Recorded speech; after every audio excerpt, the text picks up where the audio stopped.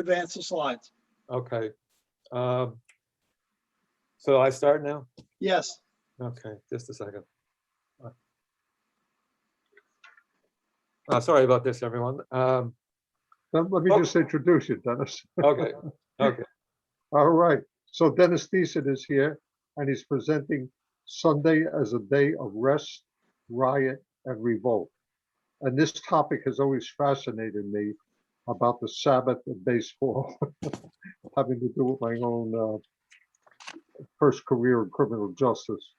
So, Dennis, why don't you enlighten us a little bit about the history of this Sunday baseball? Okay. Well, the focus of my presentation is on Sunday baseball and the American Association. I described the St. Louis Browns on 3 Sundays in 1887, which I've dubbed a day of rest, a day of riot, and a day of revolt, to illustrate and discuss some of the challenges that the Browns and especially the other association teams faced in their efforts to play baseball on Sundays. The association will be forever remembered as the first major league to endorse playing baseball on Sundays. However, the struggles of the association to play Sunday baseball were also part of the story of its demise. Next slide. In 1882, the association charged out of the gate with a 3-pronged promise to bring baseball to the common man. Chris von der Eye, the owner of the St. Louis Browns and major promoter of Sunday baseball, strongly endorsed the association's 3 innovations. He believed, 1, that for many working men and fellow immigrants, Sunday was the only day they could attend a game. 2, that they could afford a 25-cent ticket. And 3, that they would enjoy a beer or some other alcohol beverage either during the game or afterwards at his nearby saloon.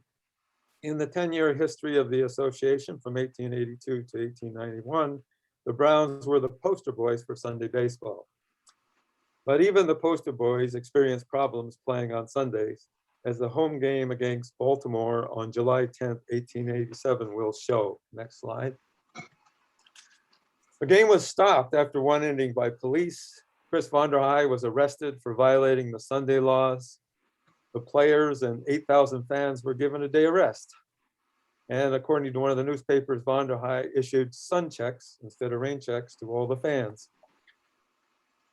Sunday was an issue in the 19th century and well into the 20th century. While we take for granted playing or watching sports on Sundays, this was a pretty contentious problem. On the one side were the Sabbatarians, who believed that the Sabbath was a day of rest and thus should be set aside solely for religious devotion. On the other side were the social reformers. They had a more continental view of the Sabbath, one that after going to church permitted a wide range of activities, such as rest, recreation, attending baseball games, etc. At one time or another, all association teams had confrontations with Sabbatarians. Next slide. The poster boys played a lot of games on Sundays, a total of 191 over the 10-year period, 129 of them at home. Next slide. The second team who played all of those 10 years was the Louisville Colonels with 197 Sunday games and 122 games at home. In the first season, where there was just 6 teams in the league, St. Louis and Louisville were the only teams to play Sunday games in their home parks. In fact, St. Louis and Louisville were the only association teams to play Sunday games at home in all 10 of the association seasons. Next slide. Here's a chart that shows the 4 top teams in Sunday games, both home and away games. I've already commented on St. Louis and Louisville. As you'll see, Cincinnati played 109 games. You'll see that number in brackets in the first column. In the second column, it shows that Cincinnati was in the association for 8 years, 6 of which they played on Sundays, and Brooklyn played 96 Sunday games in the 85 to 89 period. At the other end of the spectrum of Sunday baseball, 10 of the 26 teams that played in the association over those 10 years, or pretty much 40% of them, never played Sunday games at home. In fact, I would say that from what I can gather, many of the association teams not just the 10 who did not play Sunday home games, were not able or willing to make the kind of year after year commitment to Sunday games that St. Louis and Louisville maintained throughout the 10-year history of the association. Back to the trial of Vonderhaay. Vonderhaay was acquitted 5 days later. Judge Noonan explained that baseball was, one, not a form of labor or work, as it is normally understood, not a form of recreation or entertainment as defined in the statutes. Accordingly, he concluded and ruled that the Browns were therefore exempt from Missouri laws that prohibited businesses and amusements on Sundays. The Browns were back in business on Sunday baseball. Unlike July 10th, however, there was no rest to be found in a raucous, indeed riotous game that the Browns played on September 4th at Monitor Park in Weehawken, New Jersey, against the New York Mets. Next slide, please. Next slide. I'm trying. It's not advanced. Oh, there we go. Oh, there we are. The headlines following this 74th games revealed what an unruly and farcical game this was. They described a mob, a riot, the toughs and the roughs, and that they were mobbed. Next slide, please. Monitor Park had a capacity of 2,000 people and 6,000 fans arrived for the game. The fans were variously described as gang members, hooligans, con men, and petty thieves. There weren't enough staff to manage the entry into the park, and there weren't enough policemen to ensure the safety of the fans and players. The field was in poor condition. Before the game, the teams met with the umpire, and they all agreed they didn't want to play the game under these conditions.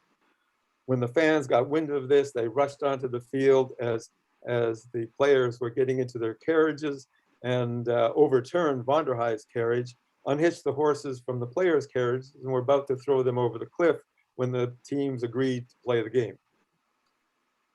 So they started the game, but it had to be stopped on a number of occasions because of fan encroachment. With that many extra fans at hand, the umpire often couldn't see the foul lines, and the outfielders were pushed in to the point that they were about 10 feet from the infield.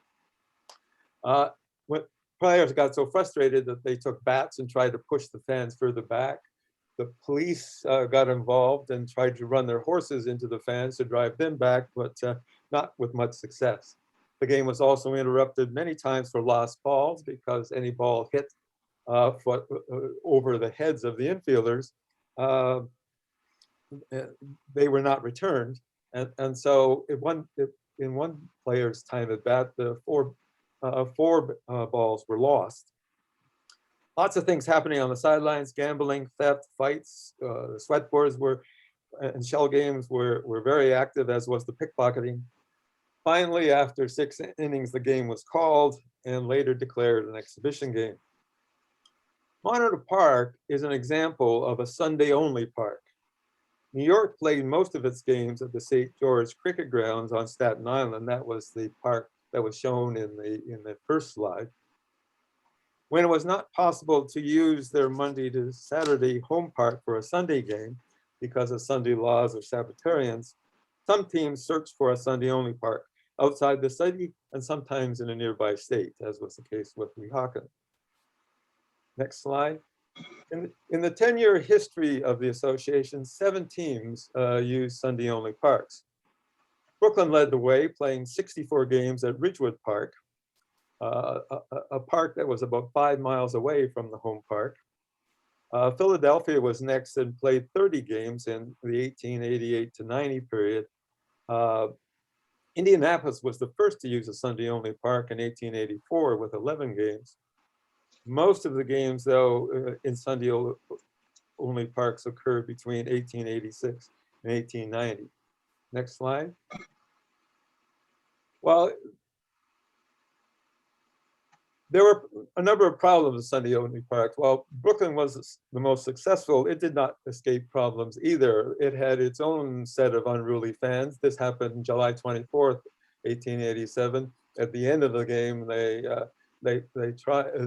attacked the St. Louis team, upset because the second baseman, Yank Robinson, had scored the winning run by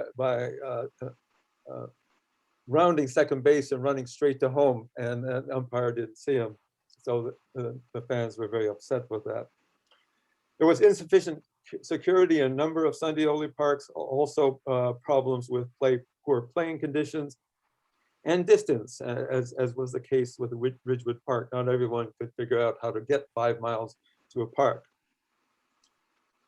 Despite all this, with the addition of Sunday-only parks between 1880 and 1888 and 1890, there were more teams that played more Sunday games at home, both in home parks as well as Sunday-only parks. However, these 3 years had increasing tension and problems on a number of fronts. So much so that even though they had more games, they played in front of fewer fans than was the case in earlier years. Thus, despite some success, especially by Brooklyn, the use of the Sunday-only parks had a relatively short lifespan. Brooklyn moved to the National League at the end of the 1889 season, depriving the association of its most successful team in Sunday-only parks. 1890 was the last season in which the association teams used the Sunday park for regular season games. To summarize one more time then, overall in the 10-year history of the association, 7 teams played home games on Sundays in Sunday-only parks. 9 teams played home games on Sundays in their home parks, and 10 teams did not play any home games on Sundays in a home park or a Sunday-only park.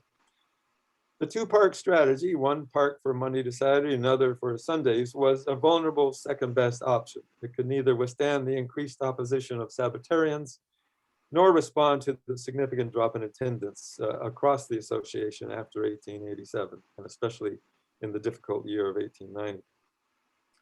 Well, from fan riot on September 4th, we now move to player revolt on September 11th. 8 of the St. Louis players refused to travel from Philadelphia to West Farms, New York, to play an exhibition game against the Cuban Giants, a noted African-American team. Next slide, please. On Monday, September 12th, the New York Times broke the story on the front page with a headline, "A color line is drawn in baseball." It also reported that on the night before the game, the 8 players gave Von der Haye a note in which they stated that, and I quote, "They do not agree to play against Negroes tomorrow, and that refusing to play is right, taking everything into consideration and the shape of the team at present." Though it was a racist statement, in the days following the New York Times story, most observers, including Von der Haye, were more concerned about the defiance of the players and the search for the real reason behind the defiance. On the defiance, one paper asked, how many mutinies will Von der Haye have to face in the future? History gives some pointed pictures of the rise and spread of insubordination. As to the real reason for the refusal to play, the players did not want to play yet another exhibition game. The team had been playing shorthanded for weeks. The Browns had been on the road since September 1st. They had played 11 games, including the chaotic Weehawken game on September 4th, 9 regular season games against New York, Brooklyn, and Philadelphia, and an exhibition game in Connecticut. At the time of the Cuban Giant game, 5 players were out of the lineup with injuries. The players were tired, felt overworked, and wanted a day off to indulge in their own interests or recreation, or simply to rest. In short, they were drawing a workload line against playing an exhibition game. It was not seen by most, including Von der Haye and Comiskey, as drawing a line of color. However, what it was is a very ill-advised tactic and still a racist statement. While this workload issue was not confined to Sundays, the use of Sundays for extra games became somewhat of a flashpoint for those concerned with the working conditions of players. And as many of you know, the working conditions of players was a major issue of the Professional Baseball Association and that year and for the years leading up to 1890.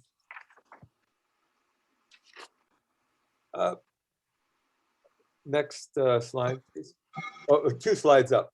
Skip one and then go another one. Yeah, there we are.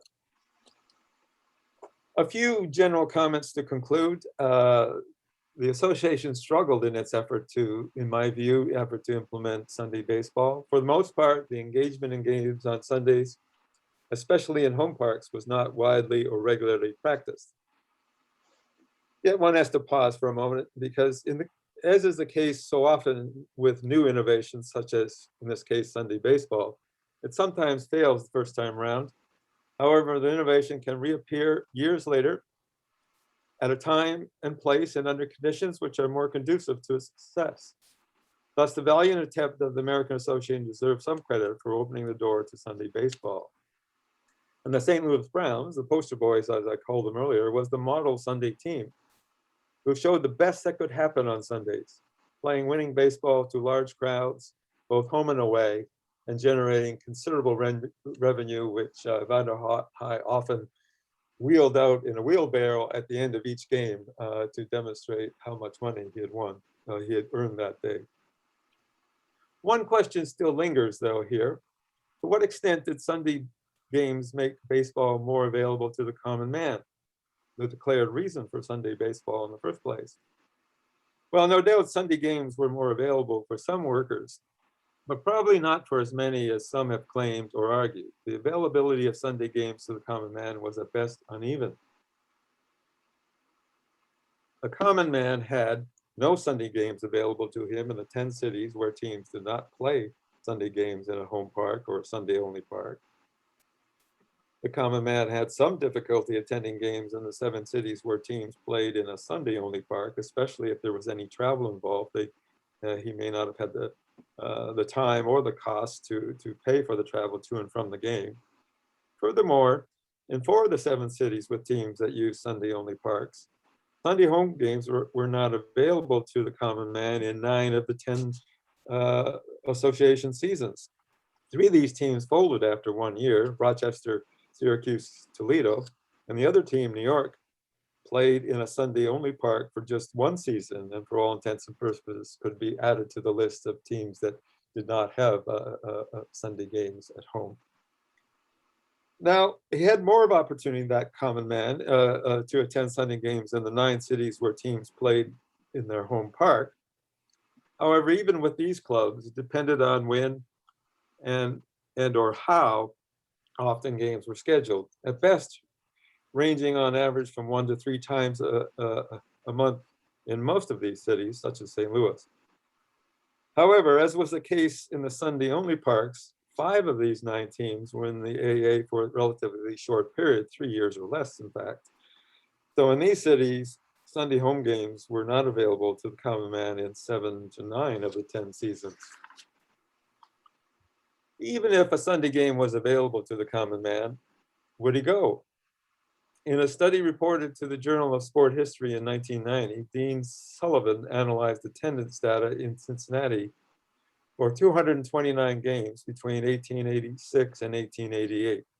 He concluded that there is some evidence to suggest that the common man could not always afford a quarter to go to a game, and that a significant number of the 25-cent men in the terraces were probably not blue-collar workers. I've provided more information on this study in the handout, and if there's time in the question period and you're interested, I can speak more to this study.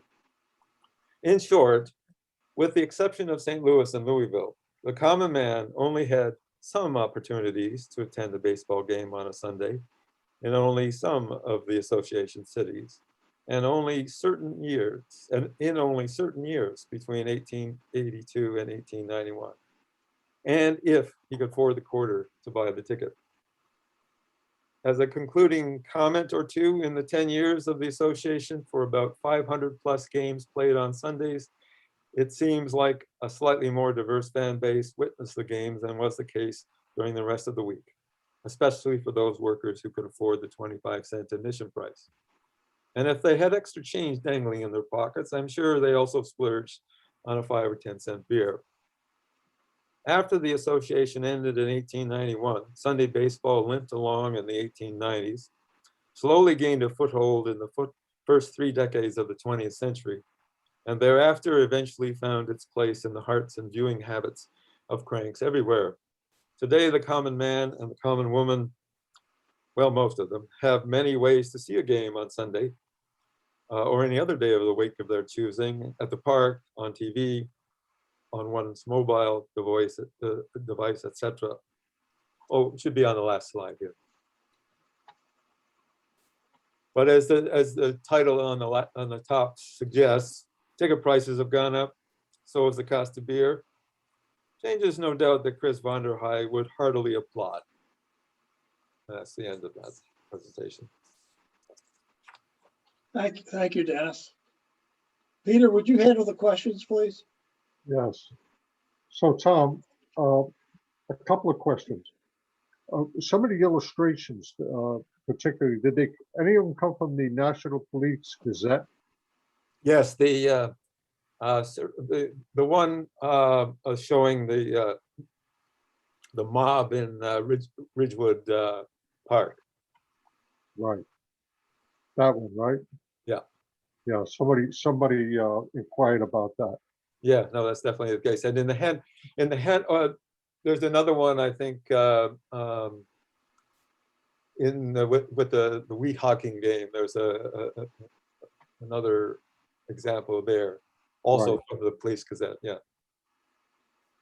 The game that was called the Color Line game that involved Brooklyn and the Cuban Giants, to be played in West Palms, New York. What year was that?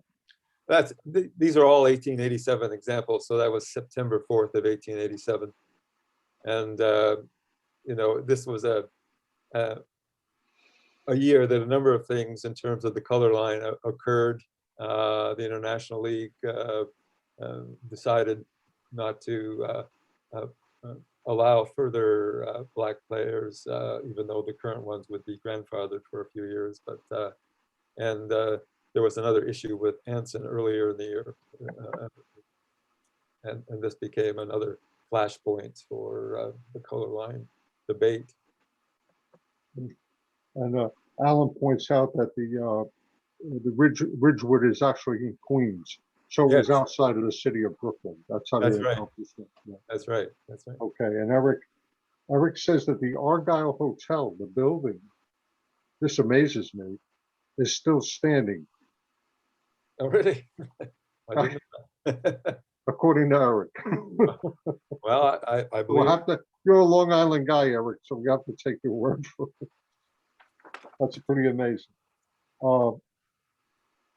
Okay, one of the somebody asked a question about the Cincinnati's decision. What really motivated Cincinnati to kind of, in a way, lead the charge, with the American Association with Sunday baseball? You mean at the beginning? Because they left in '89 along with Brooklyn in '89. But in the beginning, there was an issue when they were in the National League that they kept playing Sunday games, sometimes often as exhibition games, as I understand it. And they eventually left or were ousted out of that. And so they became a voice to that. But interestingly, when the association started, they didn't play Sunday games in the first two seasons because they had sabbatarian issues that they had to deal with then, and eventually again in '89 when they left for the National League. So I just want to make one observation about your first slide. Your first slide is the St. George Grounds, of course, which is the Metropolitans of the. right. Yeah. Now Wyman owned that property then. I grew up within walking distance of where that is. That's next to the ferry, from Staten Island to Manhattan. What's interesting is today on that very same parcel of land sits a $31 million stadium that housed the Staten Island Yankees. Wow. Will go without baseball this year, as they were one of the teams that contracted, one of the minor league teams. So it is pretty Pretty amazing. That's the Statue of Liberty in the harbor. And of course, Right. in 1886 is when the Statue of Liberty was erected. Okay. Thank you, Dennis. That was amazing. Well, thank you. Sorry about the problems at the first. They said or John Ward vacationed in Babylon Village at that same hotel, it says. Thank you, Eric. Okay, thanks.